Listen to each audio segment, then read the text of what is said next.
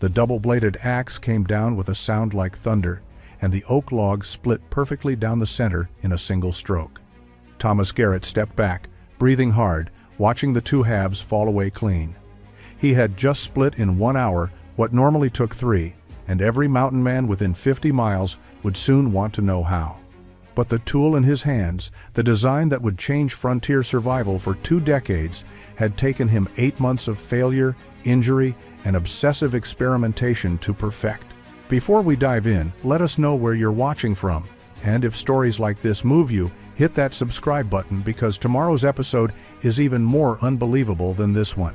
The axe head buried itself 3 inches into the frozen cottonwood log and stuck fast. Marcus Webb yanked on the handle once, twice, then braced his boot against the log and pulled with both hands. The axe came free with a sharp crack, but Marcus stumbled backward, his right shoulder twisting awkwardly as he caught himself. He dropped the axe and clutched his shoulder, his face going white. Thomas Garrett was checking trap lines 100 yards away when he heard Marcus shout his name. By the time Thomas reached the wood-splitting area behind their cabin, Marcus was sitting on the ground, his right arm hanging limp, his face twisted in pain. The shoulder had dislocated. Thomas could see it immediately from the unnatural angle and the way Marcus cradled the arm against his chest. Thomas helped Marcus into the cabin and spent the next hour trying to relocate the shoulder, using techniques he had seen a trapper named Carson use 5 years earlier. When the joint finally popped back into place, both men were soaked in sweat despite the February cold. Over the next week, as Marcus rested and Thomas handled all the camp duties, it became clear the injury was not healing properly. Marcus could barely lift his arm above his waist. His trapping career, at least for this season and possibly forever, was finished. Thomas had partnered with Marcus for 3 winters. They were efficient together, working parallel trap lines and sharing the labor of camp maintenance. Now Thomas was alone with all the work. Checking traps, processing pelts, cooking, hauling water, and most time-consuming of all, splitting firewood. In the Montana Territory in February of 1841, staying warm was not optional. The cabin needed constant heat. Thomas found himself spending 4 to 5 hours every day just preparing fuel. He had never paid much attention to wood splitting before. It was simply work that needed doing. But now, doing it alone for hours every single day, Thomas began to notice things. He noticed how often the axe stuck in the wood instead of splitting through. He noticed how many swings it took to split a single log, usually 3 to 5 for oak, sometimes 7 or 8 if the grain was difficult. He noticed how his hands blistered despite calluses, how his back ached, how his shoulders burned with fatigue. Most of all, he noticed how much time it consumed, time he could not spend trapping. One evening in late February, after splitting wood for 4 hours and producing barely enough to last 2 days, Thomas sat by the fire examining his axe. It was well made, the head forged from good steel, the handle seasoned hickory, but it was just like every other axe, the same shape, the same weight, the same limitations. Thomas turned the axe over in his hands, studying the blade angle, the balance point, the way the handle attached to the head. Marcus watched from his bunk, his injured arm in a sling. Marcus asked what Thomas was thinking about. Thomas said he was wondering why axes had to be made this way, whether there might be a better design. Marcus told him he was wasting his time, that axes had been made the same way for hundreds of years. Thomas did not argue, but he also did not stop thinking about it. Thomas began his study in early March of 1842, when the worst of winter had passed but cold still dominated the Montana wilderness. He started by watching how wood actually split under the axe blade.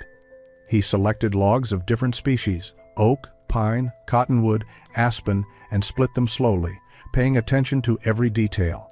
He noticed that wood did not break uniformly. It followed grain lines, natural weaknesses in the cellular structure. When the axe blade entered at the right angle along these grain lines, the log split cleanly. When the blade hit at the wrong angle or across the grain, it stuck or deflected. He began documenting patterns. Oak required more force but split predictably if you read the grain correctly. Pine split easily, but the blade often stuck in the resinous wood. Cottonwood was soft and required precision rather than power. Frozen logs behaved completely differently from thawed logs, requiring steeper blade angles and more forceful swings. Thomas spent hours examining split logs, studying the fracture patterns, trying to understand why some splits were clean and others ragged. Over the next month, Thomas visited 4 other trappers' camps within a day's travel. He watched how different men approached wood splitting. Most used brute force, swinging hard and repeatedly until the log gave way. A few used technique, studying each log before the first swing, choosing striking points carefully. Thomas noticed that skilled splitters still spent enormous amounts of time on the task. Even the best technique with a standard axe required multiple swings per log. The limitation was not the men, it was the tool. Back at his own cabin, Thomas began sketching modifications using charcoal on flat pieces of bark. He drew axes with longer handles for more leverage. He drew blades with different angles, some narrow and sharp, others wide and blunt. He drew variations in weight distribution, moving the center of mass closer to or farther from the blade. Marcus, recovering slowly, watched these efforts with skepticism. He told Thomas that if there was a better way to make an axe, someone would have discovered it centuries ago. Thomas replied that maybe no one had needed to discover it badly enough. Thomas's observations were leading him toward a realization that would change everything. The problem with standard axes was not any single feature. It was how the blade interacted with wood during the split. A traditional axe blade entered the wood and created a wedge force, pushing the wood apart. But once the blade was buried in the log, that wedge force stopped working efficiently. The blade became stuck, requiring additional swings to complete the split. What if, Thomas wondered, there was a way to keep the wedge force working throughout the entire split? What if the blade was not just a single wedge, but multiple wedges working in sequence? He did not yet know how to build such a tool, but he had identified the fundamental problem. The standard axe stopped working halfway through its job. Thomas needed to design one that finished what it started. Thomas's first modification came in late March of 1842. He took his standard axe to a blacksmith at a trading post 2 days right away and asked the man to reshape the blade to a narrower angle, 20 degrees instead of the typical 35. The blacksmith questioned the request, but agreed when Thomas paid in advance with beaver pelts. Thomas returned to his cabin confident he had solved the problem. A narrower blade should penetrate deeper with less resistance, requiring fewer swings to complete each split. The modified axe was worse. The narrow blade entered the wood easily but created almost no splitting force. It acted like a wedge driven into a crack that refused to widen. Thomas swung 5, 6, 7 times on logs that previously required 3 swings. The blade stuck so firmly that extraction became a separate struggle. After 2 days of testing, Thomas admitted the narrow angle was a complete failure. He tried the opposite approach. He returned to the blacksmith and requested a wider blade angle, 50 degrees, thinking more wedge force would split logs faster. The blacksmith told Thomas he was wasting good steel, but again accepted payment and did the work. The wide-angle blade bounced off hardwood like a hammer striking stone. It could not penetrate deep enough to initiate splits. Thomas felt like he was beating logs into submission rather than splitting them. This second failure cost him another week of work and more pelts. Thomas then experimented with handle length. He built a handle 4 feet long, thinking increased leverage would multiply his striking force. The first swing taught him why no one used 4-foot handles. The axe was impossibly awkward, the weight distribution completely wrong. He nearly lost control mid-swing and buried the blade in the ground inches from his boot. He cut the handle down to 18 inches, thinking shorter meant more control. The shortened handle eliminated leverage entirely. Each swing felt weak, ineffectual. He was back to square one. His most dangerous failure came in May. Thomas had commissioned a blade with an experimental curve, thinking it might guide splits along grain lines more effectively. During his third swing with this curved blade, the handle snapped at the head joint. The axe head flew past Thomas's face close enough that he felt the wind of its passage. It embedded itself in a log 15 feet away. Thomas stood frozen, realizing how close he had come to death. That night he examined the broken handle and understood his mistake. He had weakened the wood by overshaping the joint to accommodate the curved blade. Marcus told Thomas he should give up these experiments before he got himself killed. Thomas had burned through 5 axe modifications, spent a significant portion of their spring earnings on materials and blacksmith fees, and nearly died in the process. He had learned definitively what did not work. Narrow blades, wide blades, long handles, short handles, curved blades, all failures. But he had not yet discovered what would work. That revelation was still months away. In late April of 1842, Thomas made a supply run to Fort Benton, a trading post 3 days' ride northeast of his cabin. He needed powder, lead, salt, and flour. The fort was busy with spring activity, trappers selling winter furs, traders preparing goods for the season's commerce. Thomas sold his pelts and was loading supplies onto his pack horse when he heard rhythmic hammering from behind one of the storage buildings. He walked around the corner and found a timber crew preparing logs for a new warehouse construction. 4 men were working on a massive pine log, perhaps 3 feet in diameter. They were not using axes, they were using iron wedges driven in sequence. The first man would drive a wedge into one end of the log, creating an initial crack. The second man would drive another wedge 6 inches deeper into the same crack. The third and fourth men drove additional wedges further along, each one forcing the split wider and deeper. Thomas watched as the huge log split cleanly down its entire length in less than 5 minutes. The technique was not new.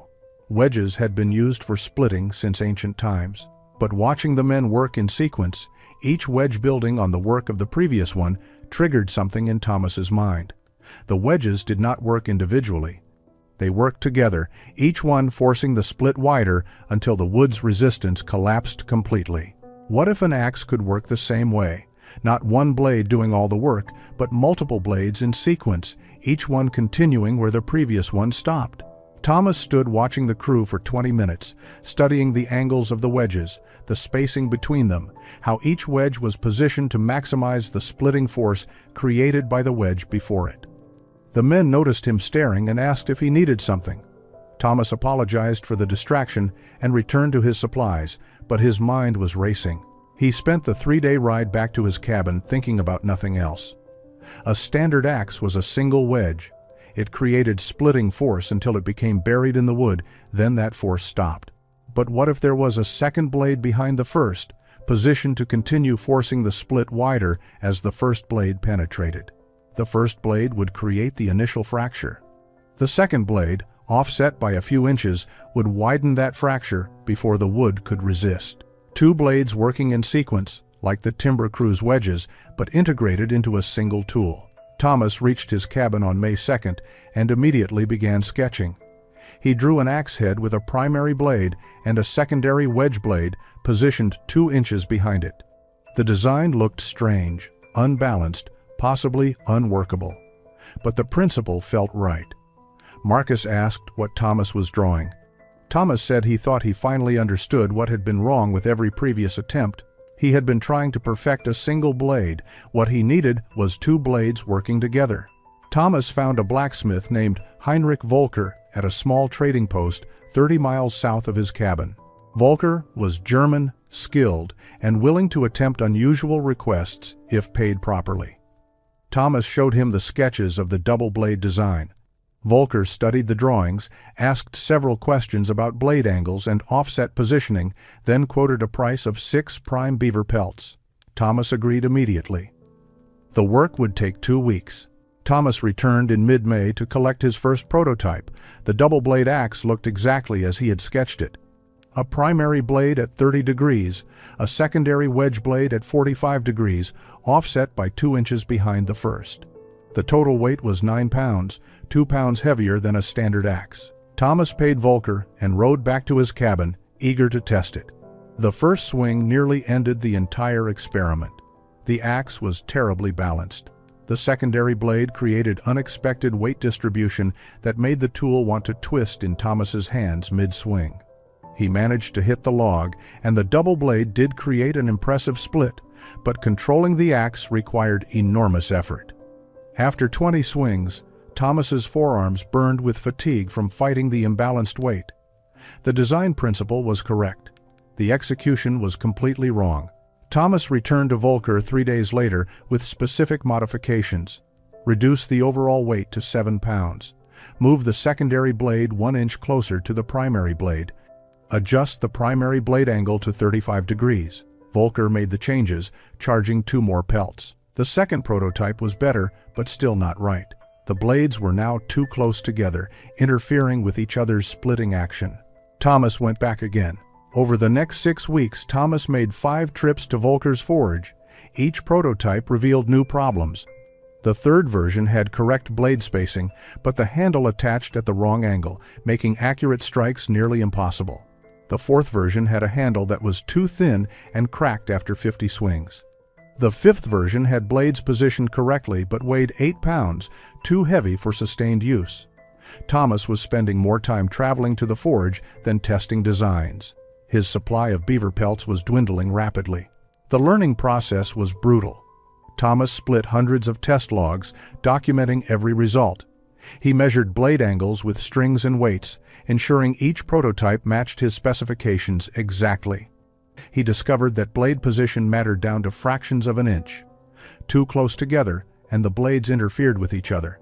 Too far apart, and the secondary blade did not engage before the wood resisted the split. He learned that handle length affected not just leverage, but also striking accuracy. A 32-inch handle allowed proper arc and control. 30 inches was too short, 34 inches too long. His hands developed permanent calluses on top of existing calluses. His right shoulder ached constantly from the repetitive testing. Marcus told Thomas he had become obsessed, that he was wasting an entire season chasing an impossible improvement. Thomas did not disagree about the obsession, but he knew he was close to something that worked. On July 9, 1842, Thomas collected what he believed would be his final prototype from Volker's forge. The specifications were precise after months of refinement. Primary blade at 35 degrees, secondary wedge blade at 50 degrees. Offset distance of 2 1/4 inches, total weight 7 pounds exactly, handle length 32 inches, made from seasoned hickory with grain running straight through the wood. The balance point was 4 inches below the axe head, allowing natural rotation during the swing.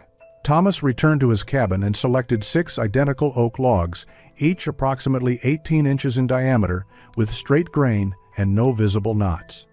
He split 3 logs using his old standard axe, counting swings and timing the work. The first log required 4 swings and took roughly 2 minutes, including repositioning time. The second required 5 swings, 3 minutes. The third required 4 swings, 2 minutes. Total time for 3 logs was 7 minutes, 13 swings total. He picked up the double blade axe and approached the remaining 3 oak logs. The first swing came down centered on the log's crown. The primary blade bit deep, creating the initial split. A fraction of a second later, the secondary wedge blade engaged, forcing the crack wider with brutal efficiency. The log split completely in one stroke with a sound like a rifle shot. Thomas stood staring at the 2 clean halves. He had just done in one swing what normally required 4. The second log split identically. 1 swing, clean separation. The third log had more difficult grain, a slight twist that would normally cause binding. The double blade cut through it in a single stroke. Thomas had split 3 logs in 90 seconds with 3 swings total. The improvement was not marginal, it was revolutionary. He spent the rest of the day testing different wood types. Pine split so cleanly and quickly that Thomas had to slow down to avoid exhausting himself. Cottonwood, which often required 6 or 7 swings with a standard axe, split in 2 swings with the double blade. Even frozen logs left over from winter stores split with remarkable ease. The secondary wedge blade prevented the binding that made frozen wood so difficult with traditional axes. Thomas timed himself splitting a full cord of mixed hardwood. 97 minutes from start to finish. He had split identical quantities earlier that spring using his standard axe. Those sessions had taken between 3 and 4 hours. The double blade design had cut his wood splitting time by more than half. Marcus came outside to see what the noise was about and found Thomas standing amid an enormous pile of split wood, breathing hard, holding the double blade axe. Marcus asked how long Thomas had been working. Thomas said about an hour and a half. Marcus looked at the woodpile, easily 2 weeks of fuel, and said that was impossible. Thomas handed him the axe and told him to try it himself. Marcus swung once at a cottonwood log. It split cleanly. Marcus swung again at an oak log, same result. Marcus lowered the axe slowly and said Thomas had actually done it. He had built something that changed everything. The first person to see Thomas's innovation was a trapper named Robert Kinney, who stopped at the cabin in mid-August of 1842. Kinney was traveling south toward Fort Hall and needed to camp for the night. Thomas offered hospitality, as was customary among mountain men. Kinney arrived in the afternoon and immediately noticed the massive woodpile stacked behind the cabin. He commented that Thomas must have spent weeks preparing winter fuel so early in the season. Thomas said he had split most of it in the past 4 days. Kinney laughed, thinking Thomas was joking. Thomas did not laugh back. He picked up the double-blade axe and told Kinney to select any log from the pile. Kinney chose a thick oak log with visible knots, the kind that would typically require sustained effort. Thomas split it with one swing. Kinney stood silent for a moment, then asked to examine the axe. Thomas explained the design while Kinney studied the double-blade configuration. The primary blade creates the initial split. The secondary wedge blade, offset behind it, forces the crack wider before the wood can resist. 2 blades working in sequence like timber wedges, but integrated into a single tool. Kinney asked if he could try it. Thomas handed over the axe. Kinney split 3 logs in 3 swings and asked where Thomas had gotten it made. Thomas told him about Volker's forge and explained the blade angles and specifications exactly. Kinney said every trapper in the territory would want one of these. Thomas said he hoped so, because winter killed men who ran out of firewood. Kinney left the next morning but spread word of what he had seen. Within 2 weeks, 3 more trappers visited Thomas's cabin specifically to see the double-blade axe. Thomas demonstrated it for each visitor and answered questions about the design freely. He was not trying to keep secrets or profit from the innovation. He simply wanted others to survive more efficiently. One visitor, a former blacksmith named Samuel Cross, asked if Thomas would mind if Cross made copies. Thomas said he would mind if Cross did not make copies, because men needed these tools. By October of 1842, 7 double-blade axes existed in the northern Montana Territory. Samuel Cross had forged 4 copies at his small wilderness forge, charging only for materials and basic labor. Each owner reported the same dramatic results. Wood splitting time cut by half or more. Fewer swings meant less fatigue and lower injury risk. Men who had dreaded the daily wood-splitting routine now completed it quickly and moved on to more productive work. The trappers began calling them Garrett axes, after Thomas's surname, though Thomas never encouraged the name. Others called them double splits or split axes. The terminology varied, but the design specifications remained consistent. 35-degree primary blade, 50-degree secondary wedge, 2 1/4 inch offset, 7-pound total weight, 32-inch handle. Those numbers had been bought with months of failure and testing. Now they were spreading freely through the mountain community, carried by men who understood that good tools meant survival. Through the winter of 1842 and into the spring of 1843, the double-blade design evolved as different men adapted it to their specific needs. Samuel Cross, the blacksmith who had forged the first copies, experimented with a 3rd small wedge positioned between the primary and secondary blades. His theory was that 3 blades would split wood even faster than 2. The result was mixed. The triple blade design worked exceptionally well on soft woods like pine and cottonwood, splitting them almost explosively. But on hardwoods, the middle wedge created interference, actually reducing efficiency below the original 2-blade configuration. Cross abandoned the triple blade for general use, but kept one for specialized work with softwoods. A trapper named William Dawson faced a different problem. He worked trap lines in high-altitude areas where temperatures dropped to 30 and 40 degrees below zero. At those temperatures, wood became brittle and split differently than thawed logs. Dawson took his double-blade axe to a blacksmith at Fort Benton and requested steeper blade angles, 60 degrees on the secondary wedge instead of 50. The modification worked perfectly for frozen wood, creating clean splits with minimal binding. Dawson's winter-specific variant became popular among trappers working the coldest regions. Thomas himself continued refining his original design. In January of 1843, he added a slight curve to the handle, bending it perhaps 3 degrees along its length. The curve improved shock absorption, reducing the jarring impact transmitted to his hands and shoulders with each swing. The modification was subtle but made sustained splitting sessions noticeably more comfortable. He also experimented with handle grip wrapping, using leather strips to create a textured surface that prevented slipping during sweaty work. Other innovations emerged from practical experience. A trapper discovered that coating the blades with rendered bear fat reduced friction and prevented pitch from sticky woods like pine from building up on the steel. Another found that slightly rounding the corners where the secondary wedge met the primary blade eliminated a weak point where cracks sometimes developed in the metal. These small improvements were shared freely at trading posts and rendezvous gatherings. The double blade design was becoming more refined through collective experimentation. By the spring of 1843, the basic principles were well established, but the specific implementations varied. A trapper could request a garrote axe from any competent blacksmith and receive a functional double-blade tool, but the exact angles and dimensions might differ slightly based on the blacksmith's interpretation and the customer's intended use. What remained constant was the core innovation: two blades working in sequence to complete splits that single-blade axes struggled with. The practical impact was measurable. Trappers reported spending 1 to 2 hours daily on wood splitting instead of 4 to 5. That time savings translated directly to increased trapping productivity or simply more rest, both valuable commodities in the demanding mountain lifestyle. Injury rates from splitting accidents decreased noticeably. Fewer swings meant fewer opportunities for glancing blows, handle breaks, or exhaustion-related mistakes.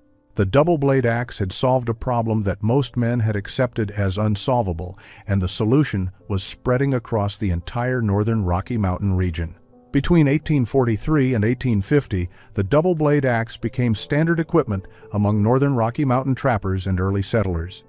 Blacksmiths at major trading posts like Fort Benton, Fort Hall, and Fort Bridger kept the specifications on hand and forged them on request. The design spread beyond Montana into Wyoming Territory, Idaho Territory, and north into British Canada.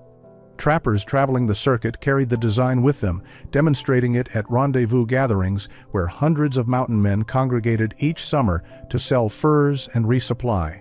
Homesteaders arriving in the region during the late 1840s quickly adopted the tool. Clearing land for farms required splitting enormous quantities of wood for cabins, fences, and fuel. The double-blade design cut that labor dramatically.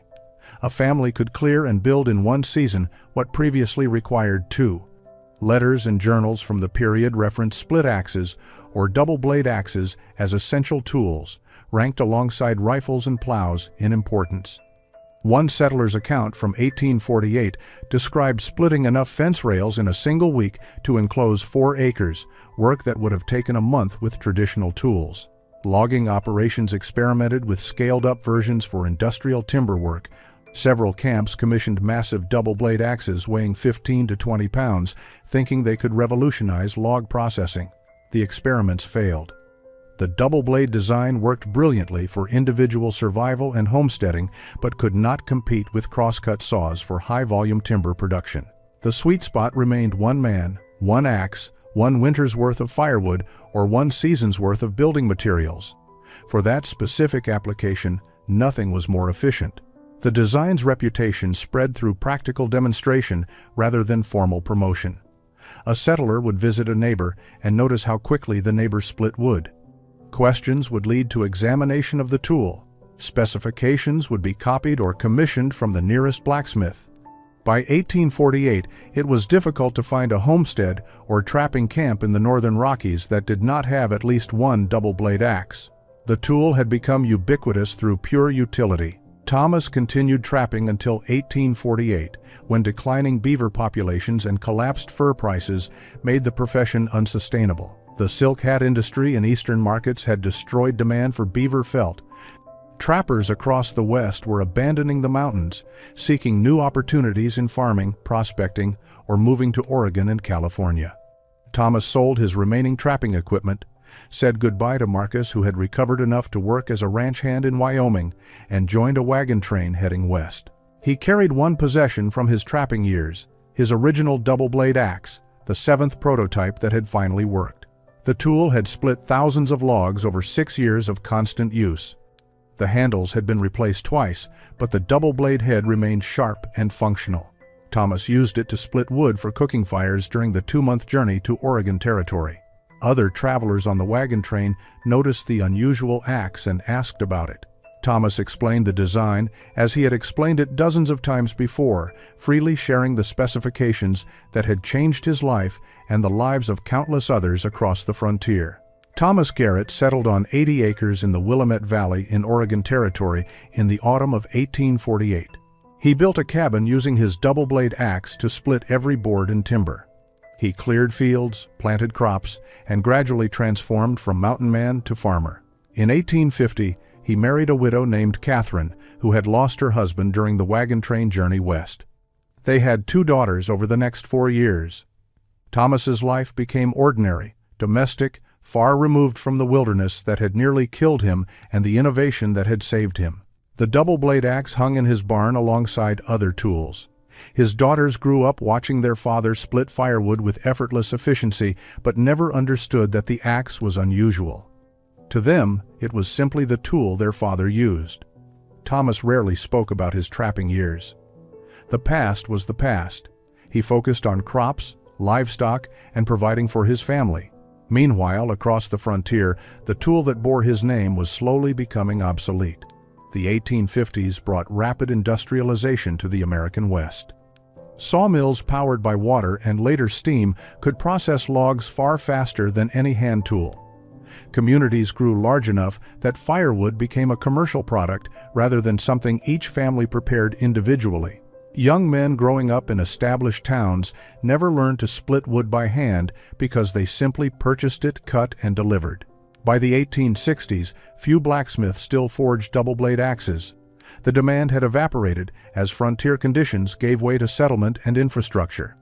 The tool had been perfect for a specific moment in history when individuals lived isolated in the wilderness and survival depended on personal efficiency.